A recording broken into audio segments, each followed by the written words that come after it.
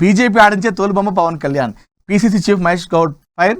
తెలంగాణపై వ్యాఖ్యలకు కాంగ్రెస్ ఆగ్రహం. సో ఇది ఇంకా మంట చల్లారలేదు.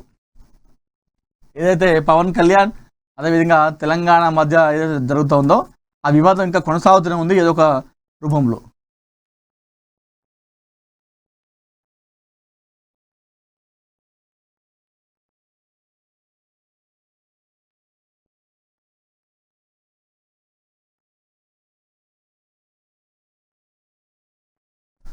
చూద్దాం ఇంకా.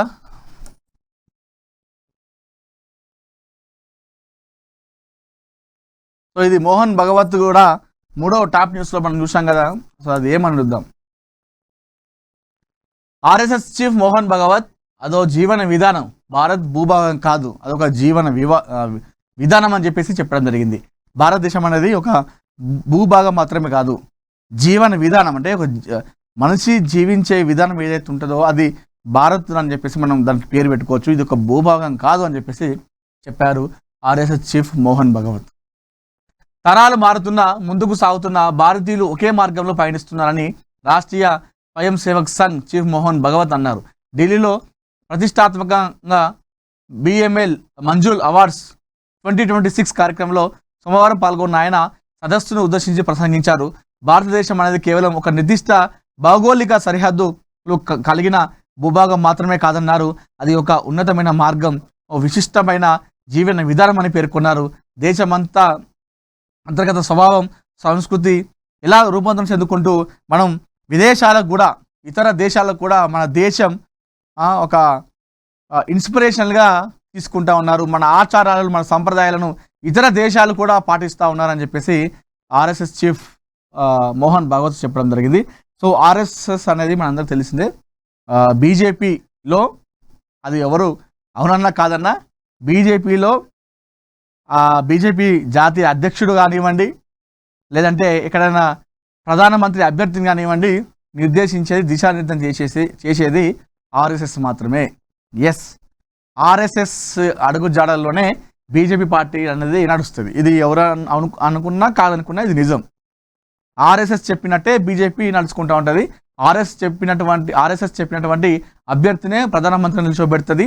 ఏ రాష్ట్రాలకైనా కూడా మంత్రులను కానివ్వండి, ముఖ్యమంత్రి అభ్యర్థులను పెట్టాలంటే అది ఆర్ఎస్ఎస్తోనే పని. అసలు ఎందుకు ఈ వ్యాఖ్యలు చేశాడు, మరొకసారి ఈ అంశం తెరపైకి ఎందుకు వచ్చిందో చూసే ప్రయత్నం చేద్దాము. బీజేపీ ఆడిస్తున్న తోలుబొమ్మ పవన్ కళ్యాణ్ అని బీజేపీ పలకమన్నట్లు పవన్ పలుకుతున్నారని TPCC chief Mahesh Goud fire అయ్యారు.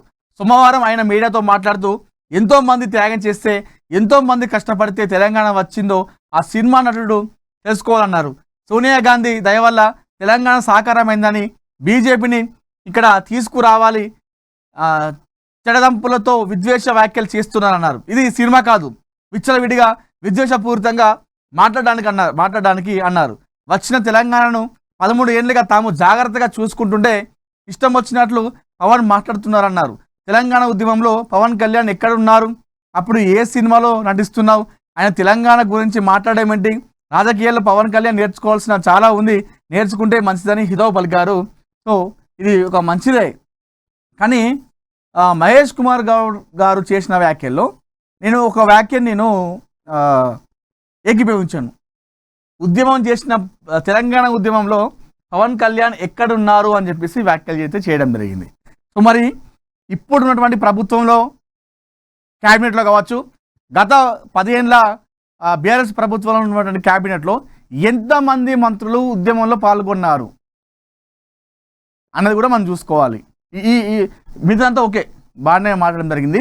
కానీ నేను అనేది ఏంటంటే ఇప్పుడు ఈ కాంగ్రెస్ పార్టీ ప్రభుత్వంలో ఉన్నటువంటి మంత్రులు కావచ్చు, గత బీఆర్ఎస్ పార్టీ ప్రభుత్వంలో ఉన్నటువంటి మంత్రులు కావచ్చు, ఎమ్మెల్యేలు కావచ్చు, ప్రజాప్రతినిధులు కావచ్చు, ఎంతమంది తెలంగాణ ఉద్యమంలో పాల్గొన్నారు, ఎంతమంది తెలంగాణ ఉద్యమం కోసం రాస్తారోకో చేశారు, ఎంతమంది తెలంగాణ కోసం తమ మంత్రి పదవికి రాజీనామా చేశారు అన్నది కూడా మనం చూసుకోవాలి. ఈ ఒక్క మాటతో నేను ఏకీభవించాను. ఎందుకంటే గత ప్రభుత్వంలో ఈ ప్రభుత్వంలో చాలామంది తెలంగాణకు వ్యతిరేకంగా ఉన్న వారికి పదవులు కట్టిపెట్టింది పార్టీలు. గత ప్రభుత్వం కావచ్చు, ఈ ప్రభుత్వాలు కావచ్చు. నేను ఒక్క పార్టీ అనట్లేదు, అన్ని పార్టీలు అంటున్నాను. అన్ని పార్టీలు అంటున్నాను, ఒక్క పార్టీని అనట్లేదు నేను. ఇది కథ. తెలంగాణకు తెలంగాణ ఉద్యమం చేస్తూ ఉంటే కొంతమంది కర్రలు పట్టుకొని అతి దాడి చేసే ప్రయత్నం చేశారు తెలంగాణ ఉద్యమకారుల పైన. వారికి గత ప్రభుత్వంలో ఇప్పుడున్నటువంటి ప్రభుత్వంలో కూడా ఎమ్మెల్యే పదవులు, మా క్యాబినెట్లో పదవులు, మంత్రిగా ఇచ్చినటువంటి దాఖలు కూడా చాలా ఉన్నాయి. ఎంతమంది ఉద్యమకారులకు మనకు అధ్యక్షనం. తెలంగాణ ఉద్యమం జరిగినప్పుడు ఇప్పుడున్నటువంటి కాంగ్రెస్ పార్టీలో ఎమ్మెల్యేలు కావచ్చు, గత ప్రభుత్వంలో బీఆర్ఎస్ పార్టీలో ఉన్నటువంటి ఎమ్మెల్యేలు కావచ్చు, గత ప్రభుత్వం బీఆర్ఎస్ పార్టీలో ఉన్నటువంటి మంత్రులు కావచ్చు, ఇప్పుడు ఈ కాంగ్రెస్ పార్టీ ప్రభుత్వంలో ఉన్నటువంటి మంత్రులు కావచ్చు, ఎంతమంది ఉద్యమం చేశారు, ఎంతమంది దెబ్బలు తిన్నారు, ఎంతమంది తమ పదవులకు రాజీనామా చేశారు అనేది కూడా మనం తెలుసుకోవాలి. ఇది పొన్నం ప్రభాకర్ గారు లాంటి వాళ్ళు పెప్పర్ స్ప్రే కొట్టించుకున్నారు చాలామంది తెలంగాణ ఉద్యమం కోసం. ఆ సొంత పార్టీ పైన ఆ టైంలో అధిష్టానం పైన కూడా ఆయన రెబల్గా వెళ్ళిండు తెలంగాణ కోసం. కొమ్మటిరెడ్డి వెంకటరెడ్డి గారు మొట్టమొదటి మంత్రి అనుకుంటున్నారు తెలిసి తెలంగాణ ఉద్యమం కోసం రాజీనామా చేసిన మొట్టమొదటి మంత్రి కొమ్మటిరెడ్డి వెంకటరెడ్డి గారు. ఇట్లా ఎంతమందికి ఇచ్చారు. ఇది కథ.